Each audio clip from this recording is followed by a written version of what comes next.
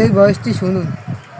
মৃত্যুর খবর শোনার পর থেকে কিন্তু নয়াপল্টনের কেন্দ্রীয় কার্যালয়ের সামনে সকাল থেকে হচ্ছে নেতাকর্মীরা, ভোর থেকে নেতাকর্মীরা ভিড় জমান। এবং আপনাকে যদি একটু দেখাই, এর আগেও দেখেছিলাম, এখন যদি দেখায় যে নেতাকর্মীরা এখনো পল্টন অফিসের সামনে, নয়াপল্টন অফিসটির সামনে এখনো ভিড় করছেন, তারা কান্না করছেন, তারা এক শোকবহ পরিবেশ তৈরি হয়েছে পুরো নয়াপল্টনের কেন্দ্রীয় কার্যালয় এবং আশপাশের এলাকায়। এখানে নেতাকর্মীরা বেগম খালেদা জিয়াকে হারিয়ে দিশেহারা অবস্থায় রয়েছেন। তারা বলছেন দেশের জন্য অপ্রিয়নীয় ক্ষতি, দলের জন্য অপ্রিয়নীয় ক্ষতি, যে ক্ষতি কখনোই পোষাবার নয়।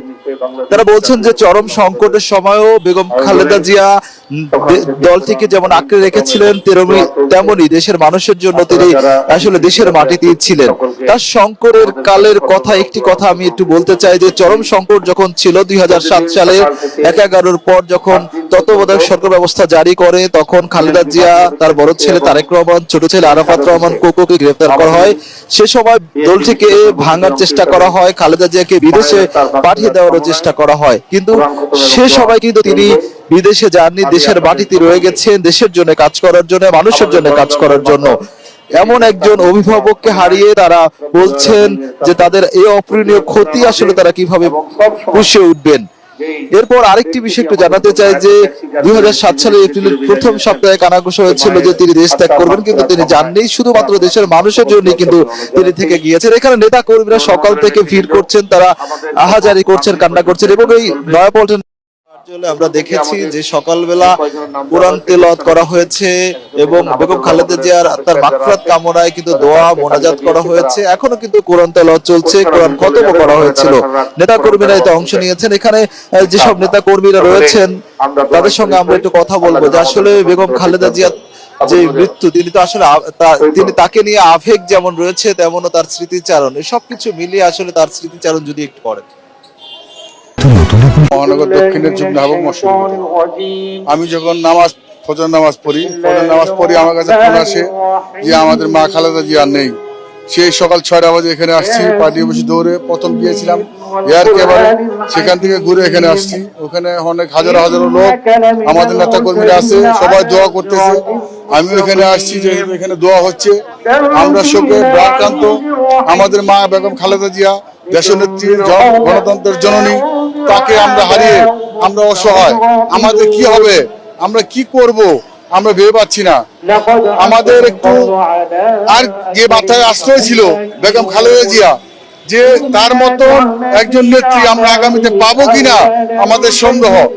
আমরা তারপরও আমরা দোয়া করি আমাদের নেতা তারেক জিয়া যাতে আমার শহীদ জিয়া রহমানের আদর্শে এবং আমার মা খালেদা। আপনাকে ধন্যবাদ।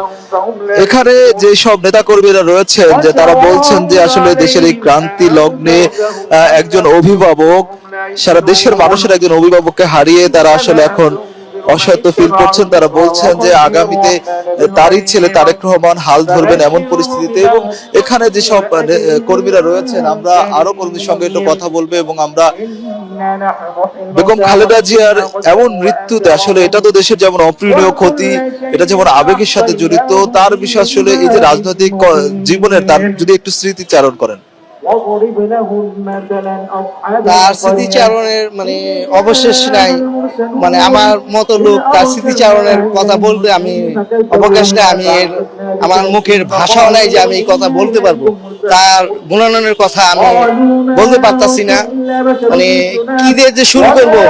তার দেশের প্রতি তার অগাধ ভালোবাসা এবং প্রত্যেকটা ক্ষেত্রেই তাকে মানে মানে এত পরিমাণ ভালোবাসা আমি একটা মহিলাকে আমি এরকম দেখিনি। উনার যে দেশের প্রতি যে দেশপ্রেম, পৃথিবীর জানি না তার অন্য অন্য দেশের তো আমি দেখি নেই, বাংলাদেশে যেটুকু দিই তার মতো দেশপ্রেম একজন মানুষ মনে আমার অন্তত লাইফে আমি দেখিনি।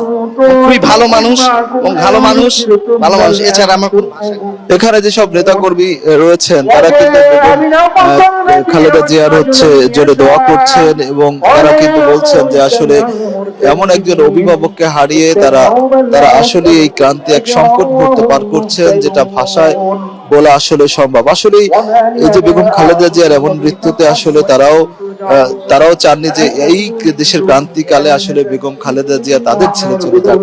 সবকিছু মিলিয়ে সকাল থেকে নেতাকর্মীদের ভিড় কিন্তু এই নয়াপল্টন এলাকায় বাড়ছে। আমরা যেটা দেখতে পেয়েছি যে নেতাকর্মীরা কিন্তু এক এক করে আসলে নয়াপল্টন এই কেন্দ্রীয় কার্যালয়ের দিকে তারা আসছেন। একটা রাজনৈতিক জীবনের কথা যদি একটু বলি যে এই খালেদা জিয়া প্রথম যখন এই যে তার যে সংকটময় মুহূর্ত ছিল, তিনি যখন সংকটময় মুহূর্তে ভিতরে পার করেছিলেন, সেই সংকটময় মুহূর্তগুলো দীর্ঘ কয়েক বছর নেতাকর্মীরা যেটা জানিয়েছিলেন যে তিনি আপোষের নেত্রী ছিলেন। আসলে আপোষের তিনি কখনোই আপোষ করেননি এবং তিনি দেশের জন্য কাজ করেছেন, দেশের মানুষের জন্য কাজ করেছেন। যারা মানুষের জন্য কাজ করে, যারা কাজ করে, এরকম নেতাকে নেত্রীকে হারিয়ে তারা আসলে অনেকটা দিশাহারা। একটু এই বেগম খালেদা জিয়ার একটু রাজনীতির বিষয় একটু জানাতে চাই যে 1982 সালে রাজনীতিতে যোগ দিয়ে 1983 সালে স্বৈরাচার এরশাদের বিরুদ্ধে আন্দোলনে নামেন বেগম খালেদা জিয়া। তখনও কিন্তু তার দুঃখের আন্দোলনে তিনি ভূমিকা পালন করেন। এরপরে তিনি যখন 1991 সালে ক্ষমতায় আসার পর কিন্তু জনসমর্থন পেয়ে খালেদা জিয়া ক্ষমতায় আসেন এবং তারপরে তিনি তখনই দেশের প্রথম নারী প্রধানমন্ত্রী হন এবং তারপর দুইবার তিনি ক্ষমতায় থাকেন এবং এই দুইবারই তিনি জনসমর্থন পেয়ে আসলে ক্ষমতায় আসেন। সাধারণ মানুষের ভালোবাসা, নেতা কর্মীদের ভালোবাসা, দেশবাসীর ভালোবাসায় তিনি কিন্তু আসলে দায়িত্ব পালন করেন। একই সঙ্গে বাংলাদেশের রাষ্ট্রপতি শাসিত শাসন ব্যবস্থা থেকে 1991 সালে সংসদীয় পদ্ধতি শাসন ব্যবস্থা প্রবর্তন করেন কিন্তু খালেদা জিয়াই।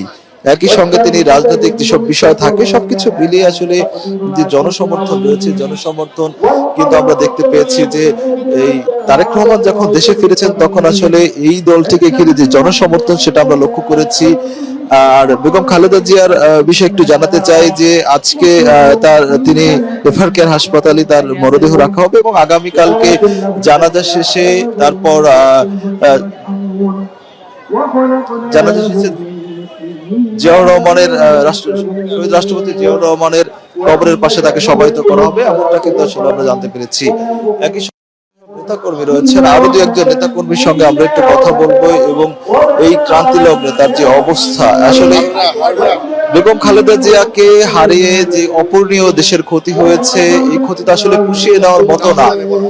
তারপরও এই যে ক্রান্তি লগ্নে আসলে যে আপনাদের এক ধরনের আবেগ, আমরা সকাল থেকে দেখেছিলাম আপনারা দোয়া করছেন, এই বিষয়ে যদি আজকে আমরা দীর্ঘ 17 বছর রাজনীতি করেছি, আমরা জিয়াউর রহমানকে দেখি নাই, আমরা খালেদা জিয়াকে দেখেছি। বিশেষ করে আমি